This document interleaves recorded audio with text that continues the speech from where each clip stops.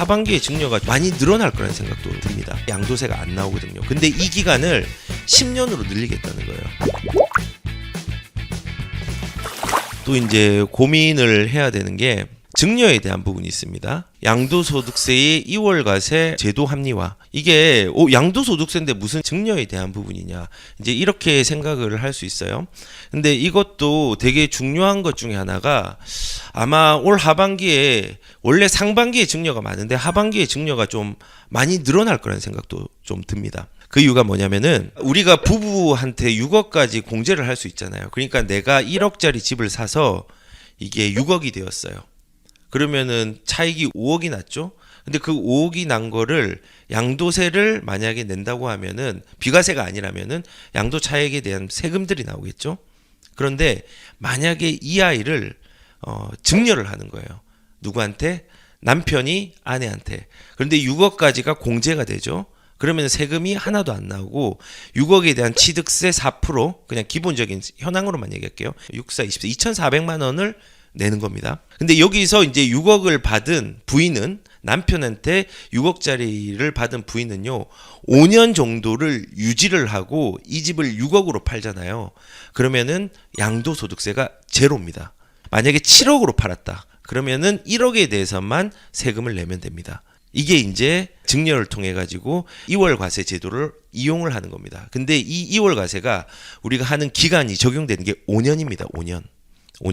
그러니까는 우리가 만약에 내가 6억짜리 집을 1억에서 6억짜리 오른 집을 부인한테 줬는데 이 집을 5년 안에 6억에 팔았다. 그러면은 양도세가 나옵니다. 얼마 취득이 언제냐? 1억에 대한 취득으로 계산이 돼서 나오는 거예요. 근데 이거를 5년을 가지고 있었다. 6억에 받아서 6억에 팔았다. 뭐 극단적으로 그냥 안 올랐다 치고 할게요. 그러면 양도세가 안 나오거든요. 근데 이 기간을 10년으로 늘리겠다는 거예요. 이제는 2월 과세 제도의 적용들을 5년이 아니라 10년으로 늘리겠다는 거예요. 그러면은 내가 만약에 1억짜리 집을 사서 6억이 되었는데 이거를 부부로 6억 공제를 해서 증여를 했다. 증여를 했으면은 여기에 대해서 10년을 가지고 있어야지 내 취득 시점이 6억으로 적용이 되는 거예요. 만약에 8년 가지고 있다 팔았다. 그러면은 1억부터 6억에 대한 양도세가 나옵니다. 이 2월 과세가 적용이 기간이 좀 늘어졌어요. 그러니까는 어떻게 보면은 증여에 대한 부분들은 조금 열악해진 부분이 있는 거죠. 그래서 만약에 이렇게 2월 과세 적용이 5년에서 10년으로 늘어나면요. 아마도 2022년도 하반기에는 증여가 좀 많이 늘어날 것 같아요. 왜냐하면 5년이 아니라 10년을 더 가지고 있어야지 내가 이 증여받은 집들을 팔 수 있잖아요.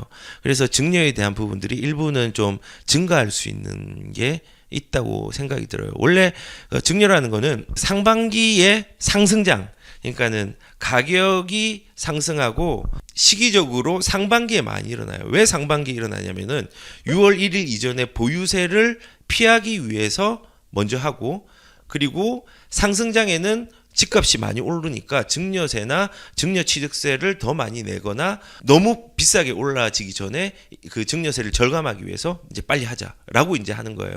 근데 하반기임에도 불구하고 이런 부분들이 적용이 되고, 플러스 지금 이제 이슈가 되고 있는 게 2023년도에 증여세의 취득세랑 증여세에 대해서 과세 표준의 기준이 되는 거를 공시가에서 시가로 바꾸잖아요.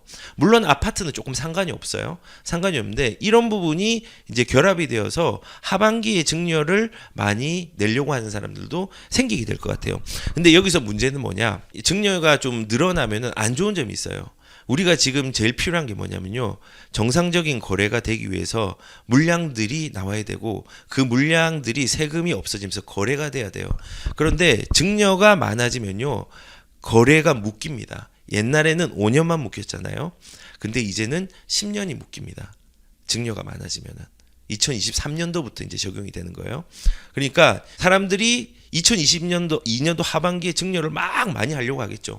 많이 하려고 하고 그 다음에 2023년도에 되면은 10년이 늘어나니까 그 전에 하는데 이거 5년 하고 10년이 되는 걸 또 적용받는 사람이 있겠죠. 그 사람들은 물건이 10년이 묶이는 거예요. 시장에 나오는 물건이 10년이 묶이는 거예요. 그렇게 이제 거래에 대한 위축들이 일부 생길 수 있을 것 같아요.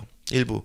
다만 제가 2023년도 이후부터는 10년짜리의 어떤 2월 과세 적용을 많이는 받지는 않을 것 같아요. 많이는 받지 않을 것 같은데 하반기에 이거를 피하기 위해서 증여가 많이 늘어나면은 조금은 묶이는 게 또 5년이 되니까 5년 동안 묶이는 게 많아지니까 물량과 거래에 대한 부분들이 조금 문제가 생길 수 있는 여지도 있다고 생각을 합니다.